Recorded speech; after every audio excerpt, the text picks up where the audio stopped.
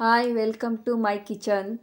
Hi friends, ಬೆಳಗ್ಗೆ ಎದ್ದು ತಿಂಡಿ ಮಾಡೋದಕ್ಕೆ ಬೇಜಾರಾಗ್ತಾ ಇದೆ, ತಿಂಡಿ ಮಾಡೋ ಮನಸ್ಸಿಲ್ಲ ಅನ್ನೋರಿಗೆ ಒಂದು ಈಸಿಯಾಗಿ ಜಲ್ದಿ ಆಗುವಂಥ ತಿಂಡಿ ತೊಗೊಂಡು ಬಂದಿದ್ದೀನಿ. ಎಲ್ಲರೂ ಒಂದು ಸತಿ ಟ್ರೈ ಮಾಡಿ ಹೇಗಿದೆ ಅಂತ ಹೇಳಿ.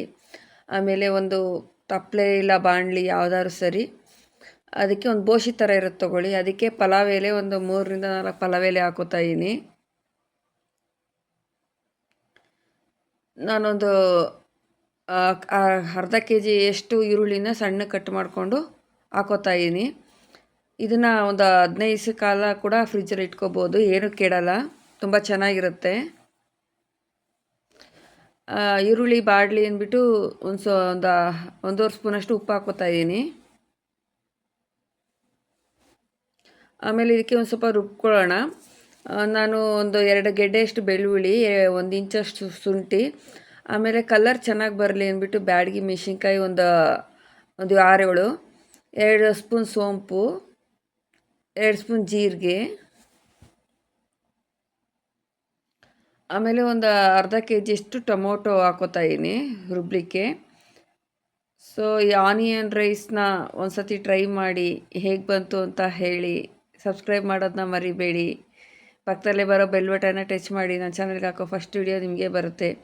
ಆಮೇಲೆ ಈರುಳ್ಳಿ ಬಾಡಿದೆ, ಇದಕ್ಕೆ ಒಂದು 3 ಸ್ಪೂನಷ್ಟು ಧನಿಯಾ ಪೌಡರು, 2 ಸ್ಪೂನಷ್ಟು ಗರಂ ಮಸಾಲ, ಆಮೇಲೆ ಒಂದು 2 ಸ್ಪೂನಷ್ಟು ಖಾರ ಪೌಡರ್ ಹಾಕ್ಕೊಳ್ಳಿ. ಹಾಕ್ಕೊಂಡು ಚೆನ್ನಾಗಿ ತಿರುಗಿಸ್ಕೊಳ್ಳೋಣ. ಆಮೇಲೆ ತುಂಬ ಈಸಿಯಾಗಿ ಆಗುತ್ತೆ ಫ್ರೆಂಡ್ಸ್, ಏನು ಜಾಸ್ತಿ ಶ್ರಮನೇ ಇರಲ್ಲ. ಆಮೇಲೆ ಇದು ಗೊಜ್ಜು ಕೂಡ ಒಂದು 15 ದಿವಸ ಫ್ರಿಜ್ಜಲ್ಲಿ ಇಟ್ಕೋಬೋದು. ನಾವು ರುಬ್ಬಿರೋಂಥ ಏನು ಟೊಮೊಟೊ ಪ್ಯೂರಿ ಇತ್ತೋ ಅದನ್ನು ಹಾಕ್ಬಿಟ್ಟು ಸಣ್ಣ ಉರಿ ಮಾಡಿಬಿಟ್ಟು ಚೆನ್ನಾಗಿ ತಿರುಗಿಸಿ ಒಂದು ಪ್ಲೇಟ್ ಇಟ್ಟು ಮುಚ್ಚಿಬಿಡೋಣ. ಮಧ್ಯೆ ಮಧ್ಯೆ ತಿರುಗಿಸ್ಕೊತಾ ಇರೋಣ, ಜಸ್ಟ್ ಏನು ಮಾಡೋದು ಬೇಕಿಲ್ಲ, ಮಧ್ಯೆ ಮಧ್ಯೆ ತಿರುಗಿಸ್ಕೊತಾ ಇದ್ದರೆ. ಸೊ ಈಗ ನೋಡಿ ಎಣ್ಣೆ ಎಲ್ಲ ಬಿಟ್ಕೊಂಡಿದೆ, ತುಂಬ ಚೆನ್ನಾಗಿ ಗೊಜ್ಜು ರೆಡಿಯಾಗಿದೆ. ತುಂಬ ಈಸಿಯಲ್ಲಾಗುತ್ತೆ, ಏನು ಶ್ರಮ ಇಲ್ಲ. ತಿಂಡಿ ಮಾಡೋದಕ್ಕೆ ಬೇಜಾರಾಗೋ ಟೈಮಲ್ಲಿ ಈ ಥರ ಮಾಡಿಕೊಂಡ್ರೆ ಆನಿಯನ್ ರೈಸ್ ತುಂಬ ಚೆನ್ನಾಗಿರುತ್ತೆ. ಆಮೇಲೆ ನಾನು ಸೊಸೈಟಿ ಅಕ್ಕಿ ಹಾಕಿದ್ದೆ.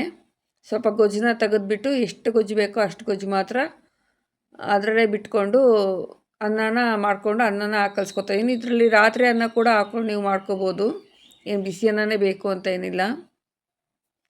ತುಂಬ ರುಚಿಕರವಾದ ಆನಿಯನ್ ರೈಸ್ ರೆಡಿಯಾಗಿದೆ ಫ್ರೆಂಡ್ಸ್, ತುಂಬ ಸುಲಭವಾಗುತ್ತೆ. ಎಲ್ಲರೂ ಒಂದು ಸತಿ ಟ್ರೈ ಮಾಡಿ ಹೇಗೆ ಬಂತು ಅಂತ ಕಮೆಂಟಲ್ಲಿ ಹೇಳೋದನ್ನ ಮರಿಬೇಡಿ. ಫ್ರೆಂಡ್ಸ್ ರಿಲೇಟಿವ್ಸ್ಗೆಲ್ಲ ಶೇರ್ ಮಾಡಿ.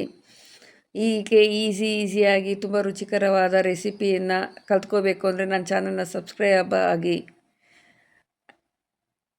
ಆ್ಯಂಡ್ ಇಷ್ಟೊತ್ತು ನಾನು ವಿಡಿಯೋ ನೋಡಿದ್ದಕ್ಕೆ ತುಂಬ ಧನ್ಯವಾದಗಳು ಫ್ರೆಂಡ್ಸ್. ಹೀಗೆ ಸಪೋರ್ಟ್ ಮಾಡ್ತಾಯಿರಿ.